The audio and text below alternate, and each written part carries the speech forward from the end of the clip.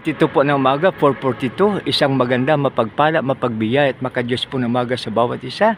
Mga kaibigan, nandyan pa po ang buwan, no? So nakalagay po sa mga awit 33:6 na nagsasabi, sa utos ni Yahweh, ang langit ay nagawa, ang buwan, ang araw, ang buwan at ang bituing maririkit. Mga kaibigan, napakapalad po natin dahil lahat na kailangan natin ay ginawa ng Diyos upang maggamit po natin.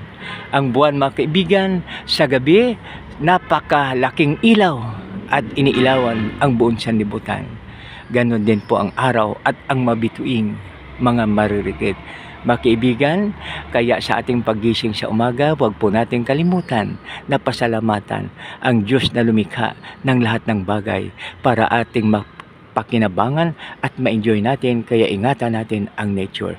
Sa muli, isang maganda, mapagpala, mapagbiyaya at makadiyos po ng umaga sa bawat isa. God bless us all.